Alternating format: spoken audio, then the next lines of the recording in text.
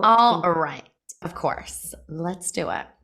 Mm. This week's guest is going to help us find our shine. She is a national board certified health and wellness coach, strength/indoor cycling, and yoga sculpt instructor, Mhm.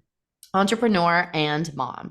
She helps women of all ages powerfully own and rewrite their stories so they can begin their personal healing journeys toward their most empowered, confident, and badass selves. Similar to us at Literally Nothing Matters, she believes that we all have an important story to tell. And while the challenging and painful stories can inspire us, they don't have to define us.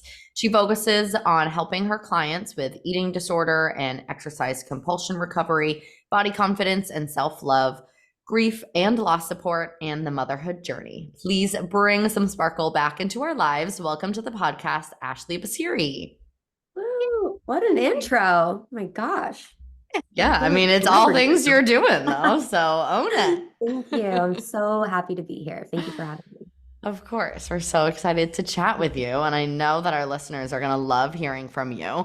But we typically like to start at the beginning. So obviously, you talk a lot about bringing light back into your clients' lives, and that your work has been inspired by your own journey and your own story. So we'd be honored to hear that story, like what led you to this work, what obstacles kind of threatened to dim that light. Mhm. Share it Sure, we can all. totally start there. So I like to say I'm a corporate dropout.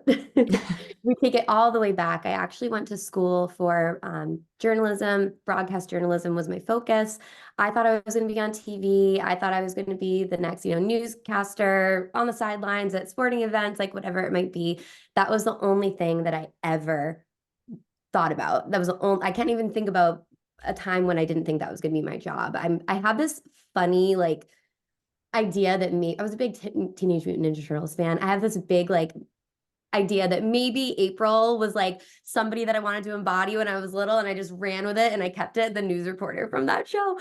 But anyways, neither here nor there. So that was kind of my goal.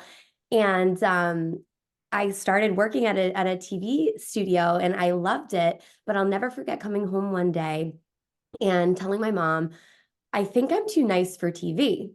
And I couldn't really put words to it at the time, but like I'm very big on energy. And I just felt like my energy doesn't match the intensity of the energy at this place. There was nothing wrong with it. I loved everybody. I loved the vibe. I loved the lights and the cameras and people's stories, but there was something that I just felt like, I don't know that I quite fit in here. So I did what a lot of people do. They leave college, you go move into the city, you take a corporate entry level job, and I ended up staying at the same company for quite some time. I worked at EF Education first, which I don't know if you've heard of it. A lot of people that I've crossed paths with have started there, and an amazing company and focused on educational travel for students. And I had some of the coolest jobs in the world there, and I got to travel around the world. I was in charge of events and communications and all these really cool, glamorous things for the business, and I was in charge of company culture and curating, different events for our teams and our staff to help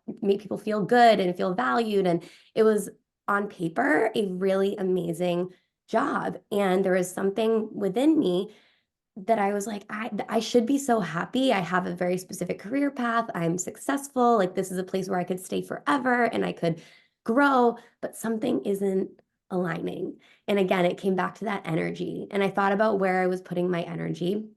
And outside of my, 9 to 5 or whatever job, I was teaching fitness classes. I was teaching before work. I was teaching after work. I was teaching classes on my lunch break during work to our staff. I started a blog. I was writing about fitness things. And like that was what I wanted to be doing with all my time. But I just didn't think that that was possible. I had this college degree, like I already wasn't using it for its intention. I should be using it for something else. I'm a type A Capricorn, like so focused on goals. And that was also, how I was raised. And I think that generation of humans, my parents, like you took a job, you were grateful you had one, you worked hard and you retired one day. And I had that mentality for sure. So things really started to shift for me when my mom was diagnosed with an incurable form of cancer called multiple myeloma. It's very rare, and that absolutely like knocked the wind right out of every sale, out of everything. My mom's my best friend. She and I have just always had like a really beautiful relationship. And that to me, like the worst, if someone were to ask me like what's the worst thing that could ever happen to you, it would be like my mom dying. That 100% was always like a fear of mine, even as a kid, which I think was just because we were so close. So I cared about her, and that really changed my life. It made me really, really reevaluate, what is life about? How do I want to show up in this world? What do I want to be doing? And I knew that I wanted to make people feel good.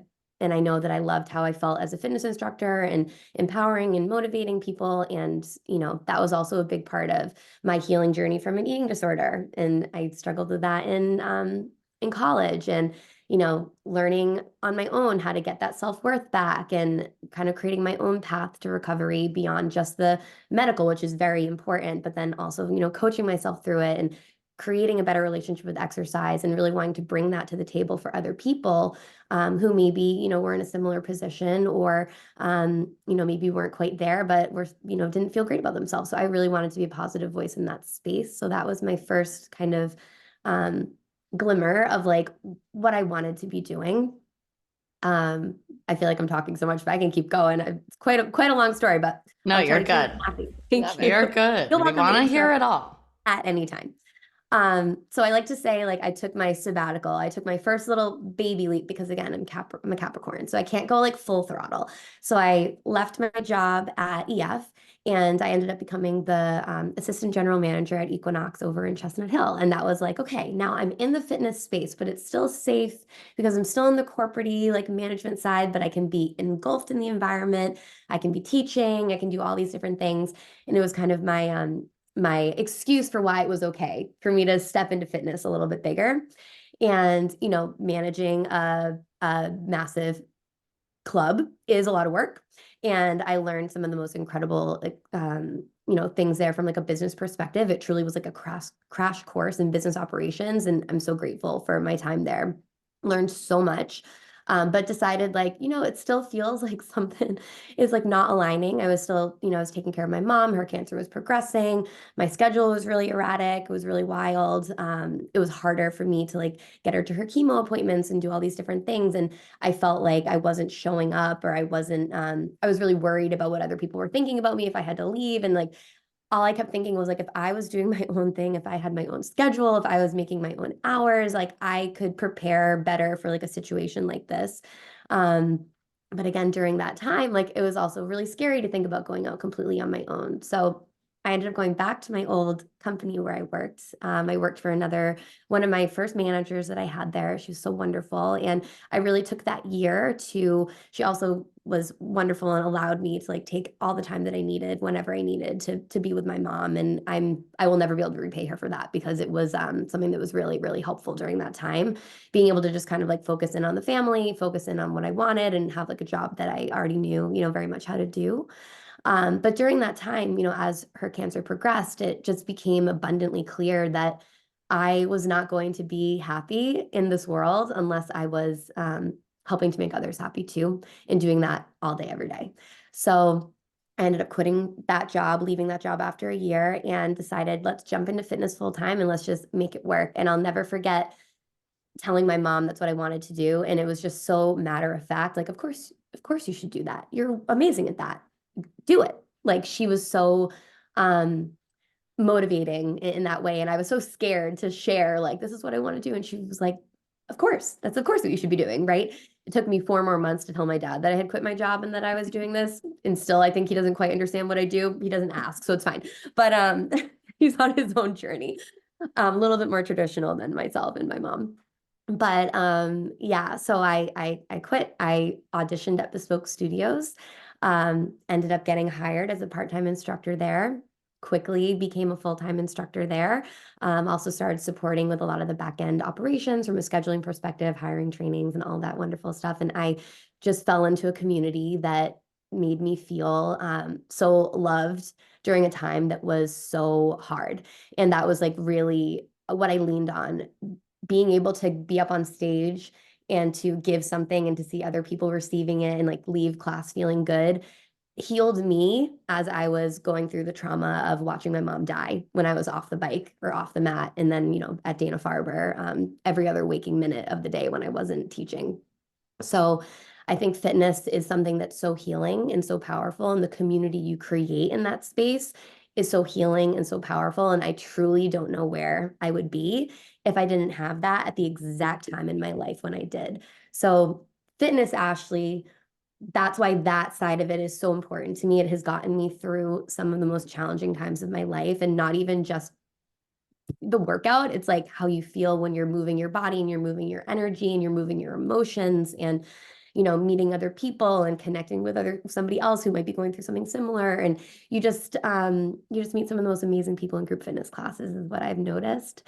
So that was kind of my fitness side of things. And during that time, I also decided to get my health coaching certification through the Institute of Integrative Nutrition. And something else about me, again, back to that Capricorn energy. I'm a very, if I could be in school forever, I would. I love school. I love learning. I think that we should never stop learning. I just think it's so important, and nobody's ever an expert. As soon as you think you're an expert in something, there's always something else to learn. And I think to be lifelong learners means to be the best kind of person out there. Um, but this isn't the health coaching industry. Like, there really isn't a path for that professionally, from a school perspective. So I kind of started to design my own curriculum and did a lot of research, and wanted to make sure that like I had credentials and trainings to back up the things that I'm doing. I thought many a times about going back to school to, become a licensed therapist or a nutritionist and all these different things. And every time I would almost take the leap, I would be like, but that's not exactly like what I want to do. Like, I want to get a little bit deeper and grittier, and I don't want to be disconnected from my clients. I want to be connected to them. I don't want to have so many of the boundaries and barriers that are necessary in some other fields, but like I wanted a little bit more. So I continued on that path. Ultimately got my national board certification, which I'm so proud of, and I'm so grateful that the industry is becoming more regulated, because I do think it is important. Um, and when you're working with people's minds and people's feelings, it's a delicate space. So knowing how to approach things, and warning signs, and ways to kind of go about holistic healing in a really mindful and safe way, I think is very important. It was very important to me. So I got that, and that definitely has been a huge asset. Learned a lot, and it's also opened a lot of doors, which is wonderful too. But I started doing coaching on the side. I just would have a lot of clients come up to me after classes asking, do you coach? Do you do this? Do you do that? And I never really did a lot of marketing of my coaching. It was really just people, coming to me through my Instagram or through class. And I kind of would be like, all right, there's like something there, but I don't really know. Again, that like imposter syndrome kind of sat with me. I've worked on that for many years, the imposter syndrome. But then when COVID happened, it really started to blow up. That was when eating disorder recovery work really went through the roof for me. Most of my clients at that time were people that maybe were in recovery for a while, and then they were stuck at home, and they were noticing behaviors and patterns coming back into play, and were able to catch themselves, and wanted to work with somebody through that. So I worked with a lot of eating disorder recovery clients. I still do. It's something that I love to do, especially with the younger crew. So high school girls and college, that tends to be my most common age group. But I've worked with girls as young as 11, and I've worked with women, into their 60s. So it can really affect anyone across any age group. And I really enjoy working with parents too, to help them understand how to best support their child in conjunction with their care team. And I always like to make sure when I talk about my coaching, like a lot of what I coach on is I do require people to also make sure they have a therapist and they have a care team. I do not replace that. I am an addition to, and love working closely with them if the doctors or therapists are interested. Some are, some aren't. And I always find when we're able to work together, it ends up being for the best benefit of the client. So that was kind of my first go at coaching and the space that I was in. And then over that time, my mom passed away, which is really traumatic, and grief is really hard. And I think one of the things that I've prided myself on throughout any of my journeys in life is just being open and authentic about it. And maybe that's a little bit of my like journalism background. I love to write. I love to share. I love to tell stories. I love to hear stories. So I was just very open, raw, honest about all of it. And just as I had been with my eating disorder recovery, was very open and on and raw and honest about that. And I started getting a lot of people reaching out looking for grief coaching support. And here I am going, I'm going through it too. I'm not the expert. But the cool thing about coaching is you're not required to be fully healed or to be the expert, and you're not required to heal somebody. They're healing themselves, but being able to connect with someone in the right space and ask the right questions. And we see other people sometimes, you know, in different lights than we see ourselves. So being able to bring that light out in someone else and being able to point to, you know, why someone might be thinking a certain thing or acting a certain way or using a certain behavior, you're able to really kind of be a mirror for each other. So I did take on a couple of grief coaching clients just to test it out to see how it felt. And it was one of the most fulfilling experiences. So I continued on with that. Um, I would say my grief coaching, I don't have as many clients in that space as I do the eating disorder recovery, but it is always such a beautiful journey when I do get to work with somebody through their grief, because it is such a delicate process. From there, my business started to evolve kind of on its own through fertility, pregnancy, and motherhood, and that whole journey. It took me a long time to decide that, okay, now's the time to start trying for a baby. And a lot of that was, I had a hard time wrapping my head around, how am I going to do this without my own mom? How am I going to be a mom without my mom? I don't know if I want to be a mom without my mom. And after a lot of my own therapy and my own work, the best way to kind of honor that experience is, you know, is to be able to pass that on myself.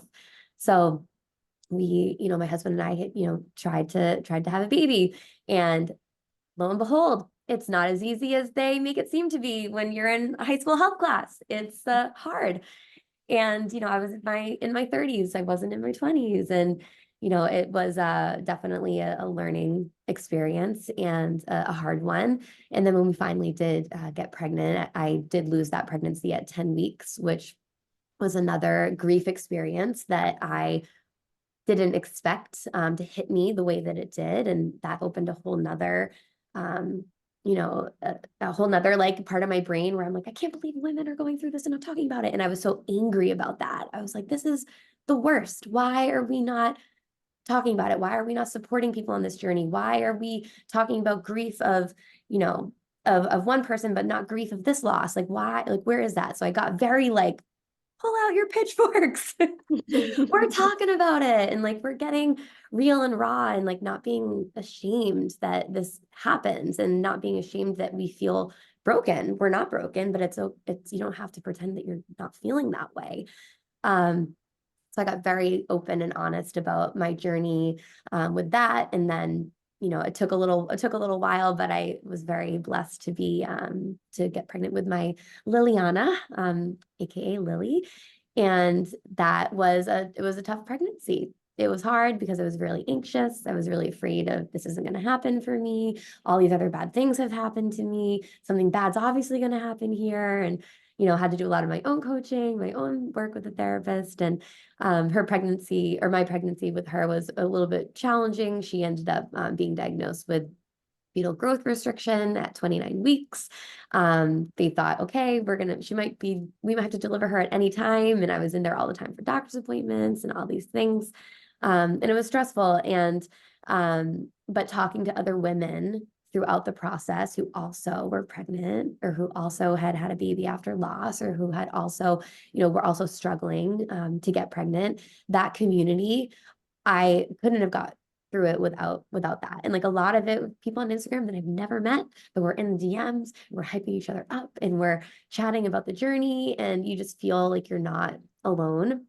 So I knew at that time, I was like, I'm going to do something for moms, with moms, when the time is right. And like, we're going to get through the pregnancy, we're going to get through postpartum for a little bit, and then we're going to do something for the moms. And I knew that that was where I wanted to put a lot of my energy on the other side of all of that. And the postpartum experience was really hard as well. I definitely felt like I lost my shine throughout the postpartum experience. I think a lot of it was just the shock and surprise of like, you're really not sleeping. Like you can't function without sleep, but here we are not sleeping. And she was really little. She was in the NICU for a while. And, that came with its own challenges and fears. And, I struggled with postpartum depression, anxiety, and all these things. And I was breastfeeding, but I was exclusive pumping and was just kind of running on autopilot. And it wasn't until I stopped breastfeeding, I weaned. And something else you don't learn or they don't tell you about as much as they should is like how much that affects your mood after a very bumpy weaning experience where my mood was all over the place. It was like one day, like the only way I can describe it is the fog just lifted. And I couldn't believe that I had been feeling so bad for so long. I just thought that was how I felt now. And I finally felt like, oh my gosh, I'm back. Like I'm back. I'm here. We're good. We're feeling steady. We're feeling motivated, and we're ready to help the mamas. So that's really been kind of my most recent like place where like the shine kind of like came and went. And I think a lot of moms can relate to that feeling of being like, God, we're just surviving right now. Is that shine ever going to come back? And yeah, it comes back, and it might be in little glimmers here and there, but it's there. And I think that was something that was really important for me to recognize in myself. Like I even had this moment where I was like, how did I not even realize that I was struggling as much as I was? But I just think we're so used to just like grinding and keeping going. We sometimes don't give ourselves an opportunity to ask, like, how am I really? And do I need better support? And also, like, can I get a community of support around me right now to help lift up? So that's something that I'm really passionate about now, and something that I've really been trying to lean into is, doing things for the moms, letting moms know, like, you still got it. We can be authentic and real about the fact that we love our baby, that we worked so hard to get. And regardless of how painful the experience was and how grateful we are to be a mother and to have that child in our life, it's also okay to say this is really, I don't know if we're allowed to swear on this podcast, but it's really Go fucking girl. hard. And you can have bad days and you can need alone time. And you can also, go and do things that make you feel like the old you. And that's not selfish. It's actually going to help you become a better mom and be a better mom when you're showing up for yourself. So my next like phase is like stepping into that space, and I have a few fun retreats and workshops and events that I'm really looking to lean into, and group coaching specifically for moms. The one-on-one coaching with moms is great, but I think the group coaching is really where it's at. So that's a big project for me this year. That was a lot. Me Sorry. up. No, I love it. Like just so much good stuff, so much stuff that I know, like I can relate to with the imposter syndrome and jumping into fitness and like lying to your dad about it for a while.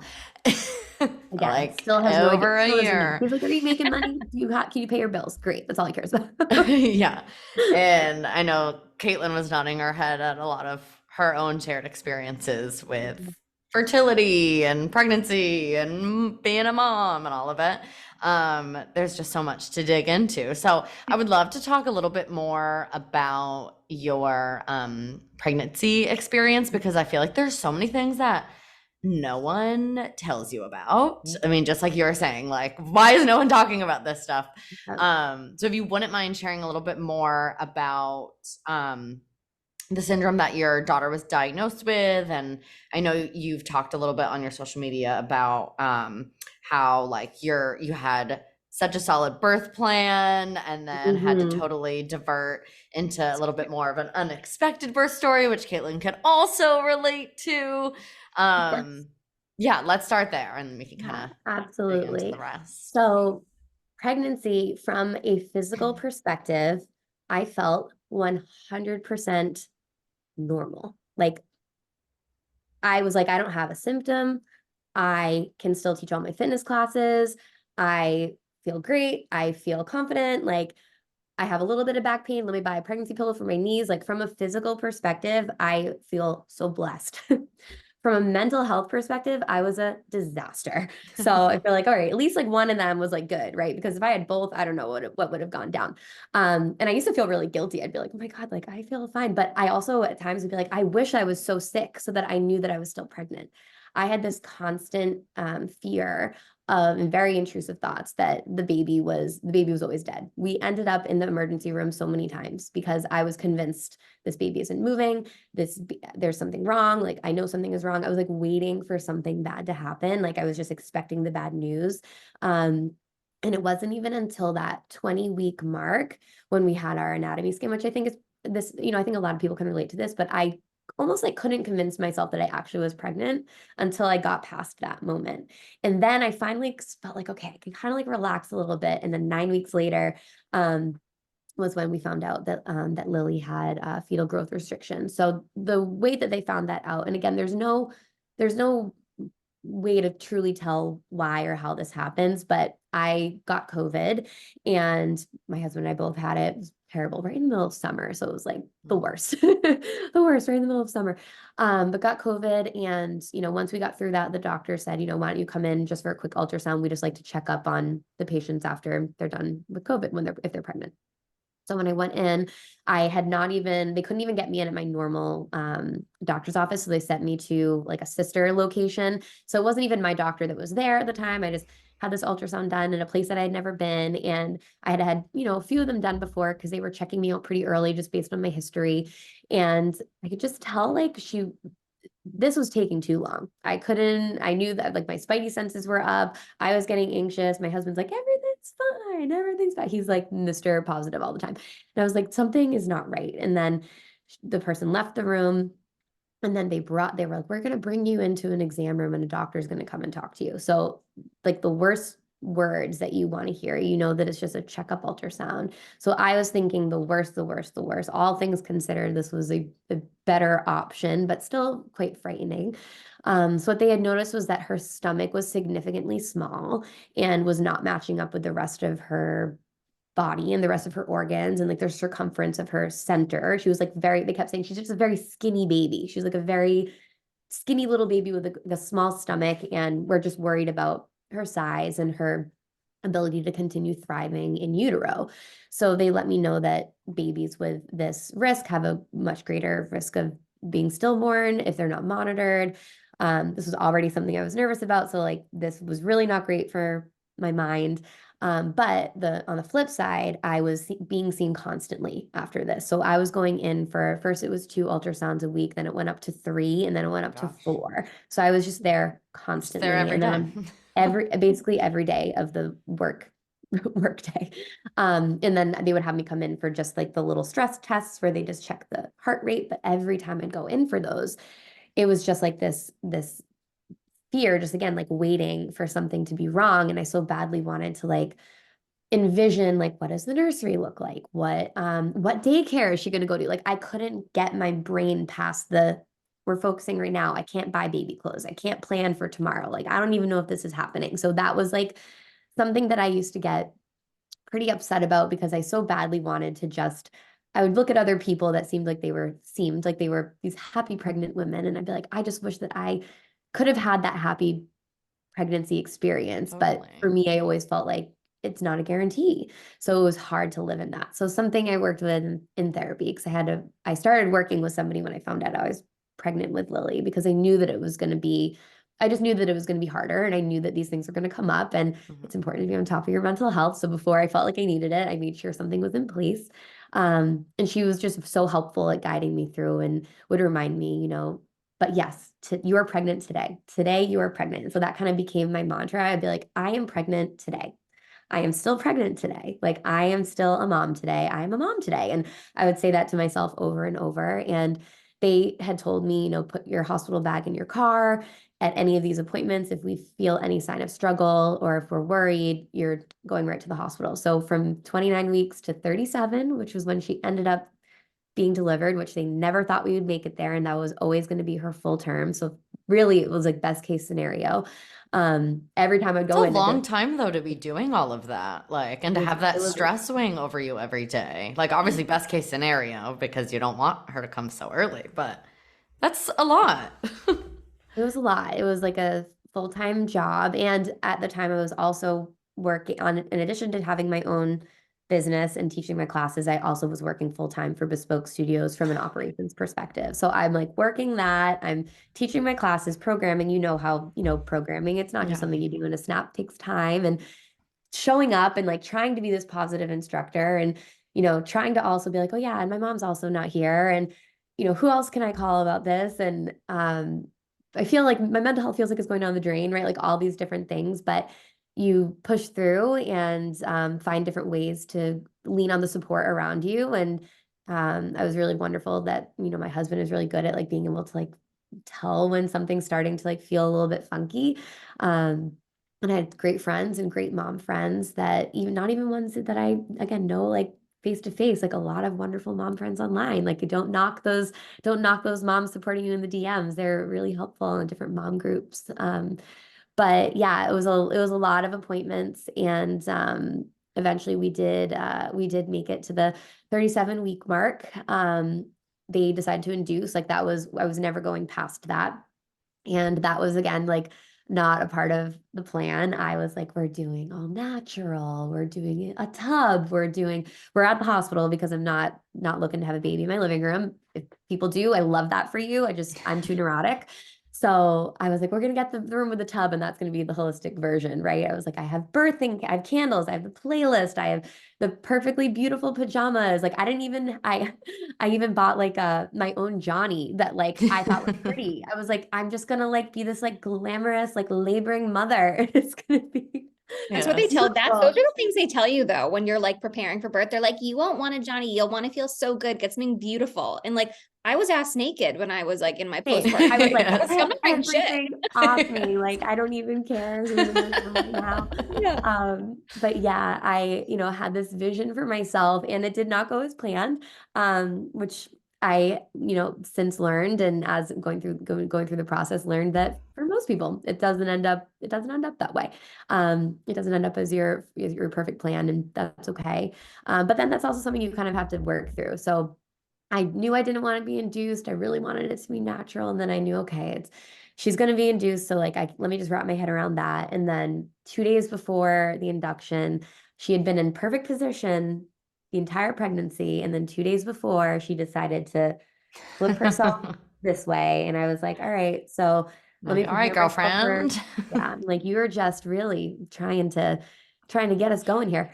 Um, Tried to, wrap my head around, okay, now we might be having a C-section. So let me do my research on that. Let me understand it. Let me just understand all the different things that could happen so that I'm not totally surprised. And then I did do a lot of like funky yoga poses, all these different weird things that they tell you online. And I was like, we're just going to try everything I can to try to move her. And then if it happens, it happens. And she did end up moving back to position. So that was a win. So I was like, okay, maybe we'll be able to do this vaginally.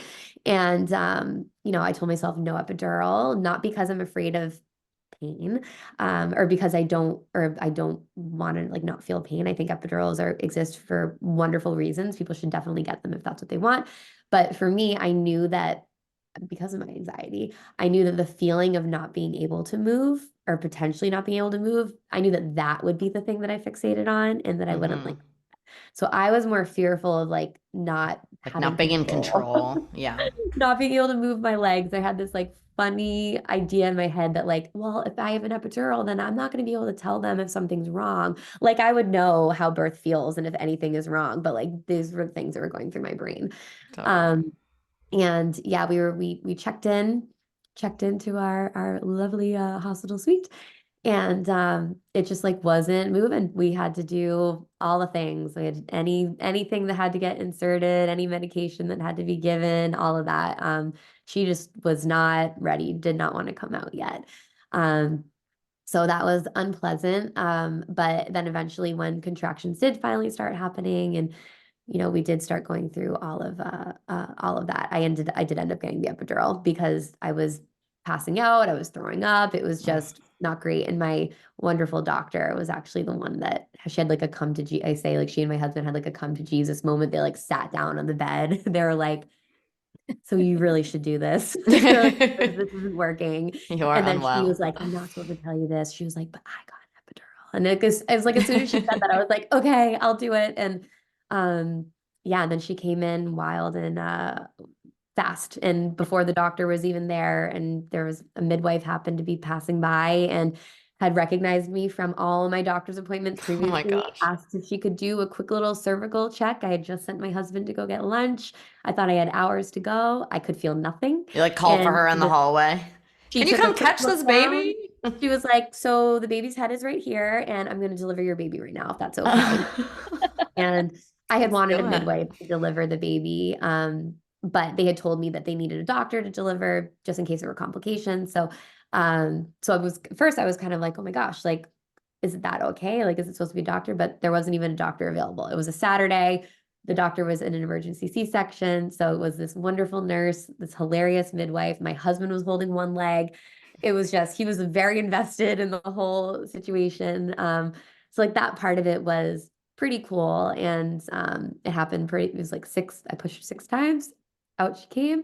But then she did get taken up to the NICU right away, which was another part of like the trauma and like the hard experience. But Yeah. yeah, a lot of it was unexpected. My beautiful holistic tub moment. I never even got in the tub. Never happened. It was But I so had beautiful. one. Some ambiance in the room. Yeah. It's like you're like The candles were waterfront. not lit. The playlist did not get played. None of that. None of that happened. I listen to my playlist now. Like I had a C-section and You should I do have this that. huge playlist and now I listen to it all the time. And I'm like, this is beautiful music. I love this. It's so relaxed. So That's it such a can good come idea. into, can be handy later on. I love that. That's so fun. Oh my goodness. Well, my niece was also a NICU baby, so I mean, didn't experience it myself, but watching my sister go through the ups and downs of that, and like you kind of think like, oh, I have my baby and now we're all good, and there's a Mhm. lot of trauma that follows too, of just not even being able to like leave the hospital with your child and everything. I would love to hear kind of like twofold how you feel like you kind of got your sparkle back, and then also kind of like the common things that you see with your clients and how you sort of guide them back to their sparkle and shine. So I feel like I've told many people, and I tell my clients this, I'm like, I feel like life is not meant to be this like shiny, beautiful moment all the time, right? It's like you don't get your sparkle back and then it's back forever. It's like it's something you have to consistently be working on, right? Because life is hard and things are going to happen, and it's all about your resilience to really be able to like get through those harder moments, and you pick up something from each of those hard times before. You learn something about yourself from each of those hard times before. You learn a little bit more about yourself, and how to navigate certain situations, how to quantify your self-worth that's beyond numbers, right? It's more about your soul and how you're showing up in the world and how you're honoring, what you care about and what you bring to the table. And so I always like to like say, like, this is not like you're going to be great and good to go and bye and like see you later. It's like we're building resiliency and we're learning how to reignite that spark when that spark goes out, and it will go out, right? And I can look at my life and I can see there are all these moments where my spark was great. It was like shining bright, and then it dimmed again. And then I had to like reignite, and then it dimmed again and reignite, and it dimmed again. But with each of the, I guess we'll just call it what it is, like traumas, right? Of these different things that I've navigated through, I've learned something about myself in every single one of those moments. And I feel like those lessons, those teachings, as much as I don't want anybody to ever have to go through anything hard, we don't want someone to have to go through a trauma or have to go through a hard time. And I'm also not somebody that's like, everything happens for a reason. I'm very anti that. I think that bad stuff happens and it sucks, and I wish it didn't. And we also have the opportunity to decide, okay, like this happened, like what am I going to do from here? Where am I going to go from here? And that's a lot of how I coach myself.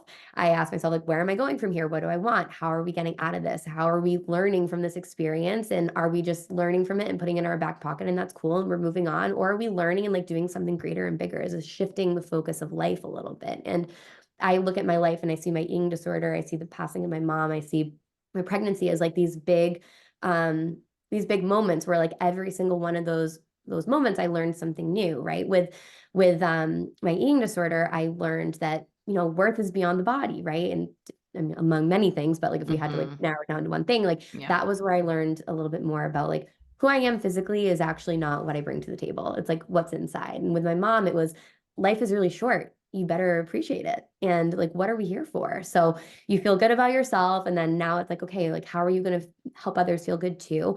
And then with this pregnancy journey and the motherhood piece, it's like you are still someone outside of motherhood. Like you are still the person inside that also got over X, Y, and Z, that's also chasing dreams, that's also, learning to love this new version of you. And we're using all those tools from those different things to then navigate this next phase of life. So that's how I've kind of coached myself and tried to get my own sparkle back. And a lot of times I'll actually even do like I'll exposure therapy. I'll like put myself in a situation where I need to get on my comfort zone a little bit, or where I need to do something to actively get that spark back, because it's really easy to like sit and sit in that space. So like with an eating disorder client, we have challenges, and if there's like a certain food or a certain rule or a certain thing that you don't allow yourself to do, we work on that. And it's not about going 0 to 100 really quick. It's about like testing the waters. Okay, you did this, you're safe, you're fine. Did you have fun? You feel good, right? Okay, you did this today. Guess what? You can also do it tomorrow. And then tomorrow, maybe it's a little bit different. And maybe 3 days from now, you do something a little bit scarier. And you notice that like, okay, I've still got it. I'm okay. I'm good. And I do that for myself too. So the latest thing that I did, and you probably saw on social media, I had like a very like flashy photo shoot done for my birthday that my friend is a boudoir photographer, and she actually worked with me back at EF. It's like all roads lead back to like where it all started, right? And she worked there with me, and she's also been on this beautiful journey of like discovering her passion and women empowerment and all this stuff. And she and I like connected, and she actually took my maternity photos too, which was really special. But she was like, let's do a birthday shoot. And it kind of felt like, oh, I don't really know. Like moms don't do this. Moms don't like pose in a one piece, but still like my butt cheek showing a little bit. Like moms don't do that. And then I had to be like, no, like we can be authentic. Like this is how right now the spark that I was missing this past year was feeling like I could be all parts of me and still be this nurturing, loving mother, and still be this professional who has her own business and an entrepreneur, and still coaching people, and I can still, be a little like fun and flashy and authentic, and I'm always keeping it real. So like what's more real than that, right? So like that was my most recent journey into like getting a little bit of spark and fire back, and just reminding myself that it's okay to have fun. I think that's really it. Like it's okay to have fun, and age is just a number too. Yeah. Like age is a number.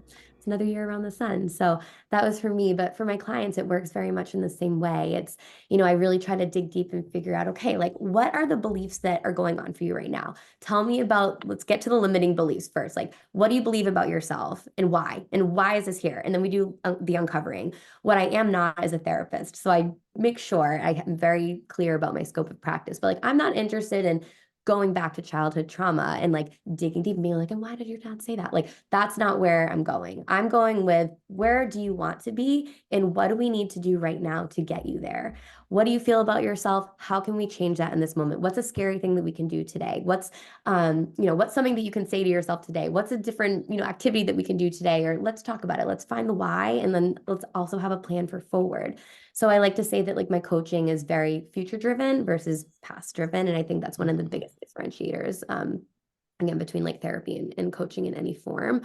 But a lot of it is just, it's self-discovery, and everybody's situation is completely different. And I think when people start talking and there's space for someone to open up about how they're feeling, as they're speaking, they make realizations all on their own, where they're like, oh, I didn't even realize I was thinking that about myself. And actually saying it out loud is really telling, right? I've never said those words out loud. They sound different in my brain versus when I say those words out loud, or when I like write it down on a piece of paper, or when I type it up in a Google Doc and send it to you, right? So we do a lot of self-exploration and some light understanding of like some of the things that could have, taken us to that place, because it's important to honor our story and to know that that got us here.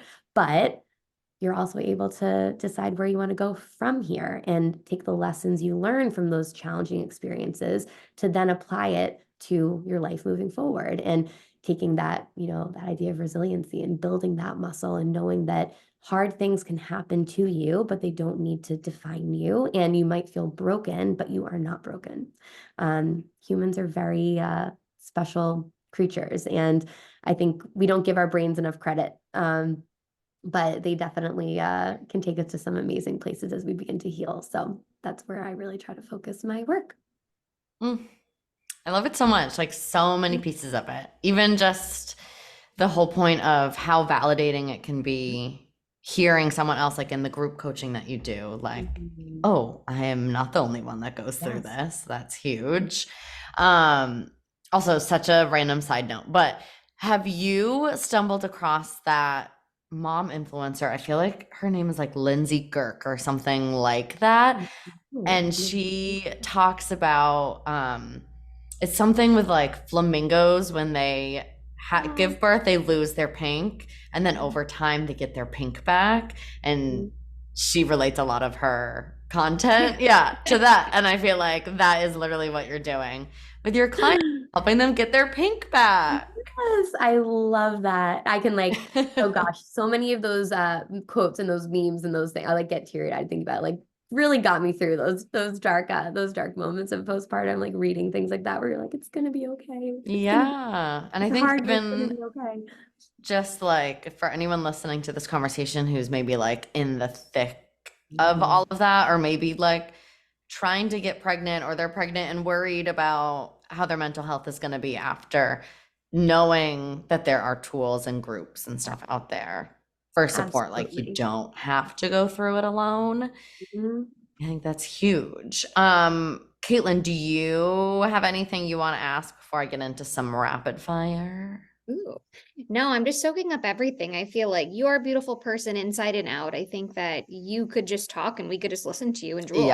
Everything you're saying is so relatable, and so inspiring. And I just love your outlook on everything. And I think it's really powerful to hear from a mental health coach really about different ways you can actually become healthy. And I love the way you explained it of you can look forward instead of looking backward, because a lot of therapists that I've stumbled into have just not been a good fit. And I felt like it was because we were just stuck in the past, Right. And so I feel like it's really important to know that there's different types of therapies out there.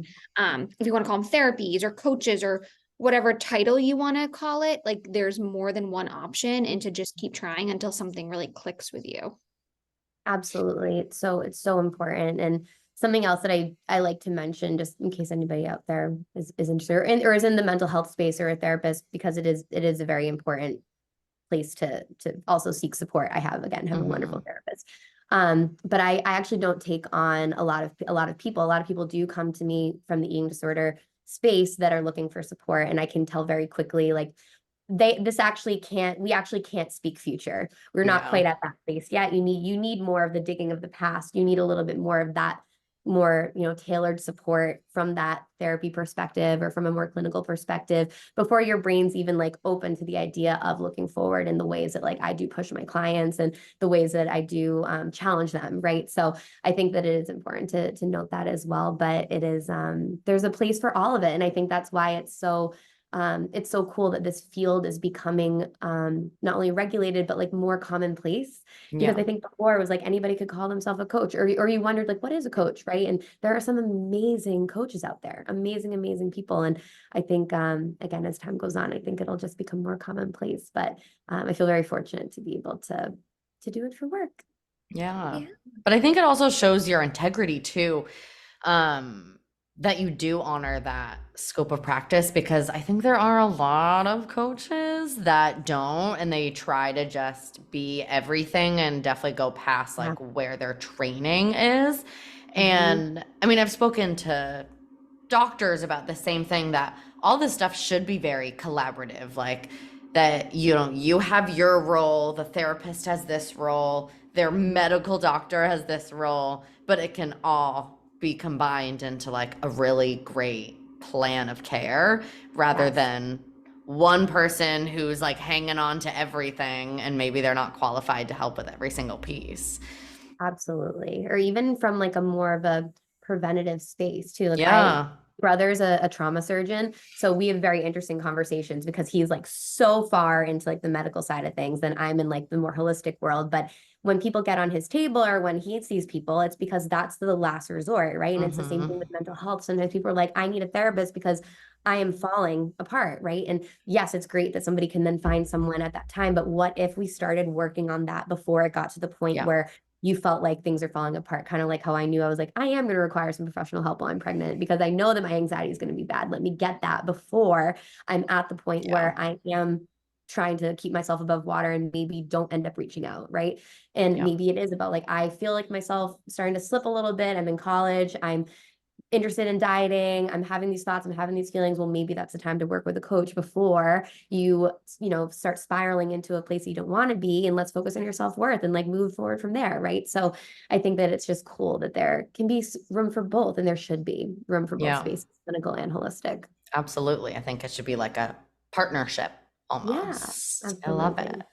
Okay, let's do really quick rapid fire. I'm horrible at rapid fire, and Caitlin always tries. I feel like I'm going to be really bad at it. I was going to say, I feel like you might be similar to me where like everything needs an explanation, but we're going to do indecisive. That's why best. rapid fire is hard for me. Oh, me too. Like I hate picking favorites. It's real tough. Okay. We'll start with more surface level. Morning workout, evening workout. Morning. I'm a morning girly. Mornings are sacred. Love them. Favorite song or artist to move to right now? I have been loving Nicki Minaj's new album. It's just like, you probably know that if you've been on my Instagram, it just makes me feel like a certain way. It also kind of throws me back a little bit to like old school Nicki, which was like prime time, like college years, where it's like that nostalgia. Like it definitely feels fun. And it's funny, I don't use a ton of that always in my actual classes. Also because all the new songs are like 2.5 minutes and it's way too short. But that energy, I would say, is what I'm embodying and what I'm seeking in my music right now. I love that. Yeah. I feel like sometimes you just got to put that on and like try to bring the vibes in. Okay. One thing that surprised you about motherhood. Definitely the sleep. Like I've always prided myself. I don't know that I should be priding myself on this as someone who doesn't need sleep. I don't need a lot of sleep. I don't need sleep. I'm fine. I don't need sleep.